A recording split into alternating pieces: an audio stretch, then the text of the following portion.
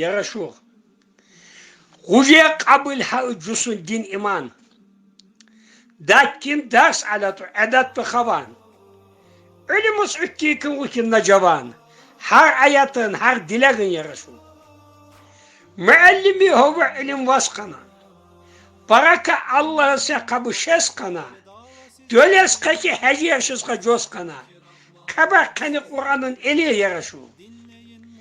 Nenicet işin kayitin havas. Kır heli kucuya hizanız havas. Payı şükürye huvayni savas. Sıvanç iyen çıkkın yakkın yaraşu. Meri bamba halkı emir bittiyeka. Gaf sürbatdas dostaka demul bittiyeka.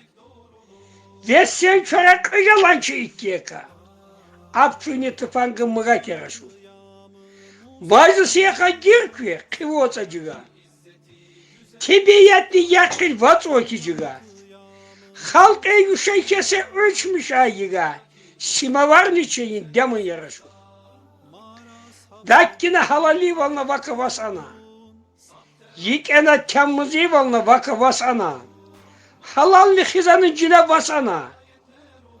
Aileyni muhabbatın yaraşu. Her nağıka işil baktali eken. Harına uçkini yugra eken. Hemmeşe yugvalna vakedi eken. Halalni gineyin gıkın yaraşu. Arsiyaka hav ona zahmet arışu. Allah'ın ona salam okuyuşu. Uftanni ubayılka guziye ayışu. Zaliyaka gip kunivere yaraşu. Yızın diler şu hoşbakla dikena. Şu bişim mühibbat muddan dikena. Yiçe bişke mehriban dikena. Dakki hovani tarbiyeyin yaraşu. Bağır ba dünyayı sacıya dike. Eli yap, halk yap cüzüba dike. İşin hambazka kopkuba dike. Dünyayını yugni karan yaraşu.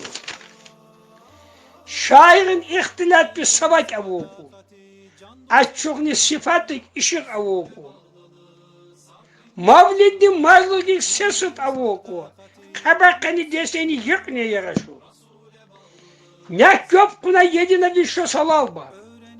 Dakkine zahmet şos havuna halal ba. Allah'na pay şos hovana halal ba. İmamla olazı dinin yaraşu.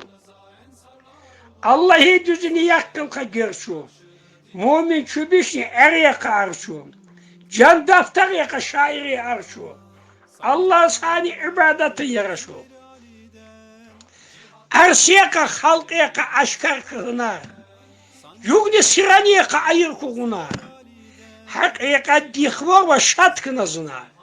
Havani ilmin haken yaraşu. Hacigin azakı Allah'ın hovay.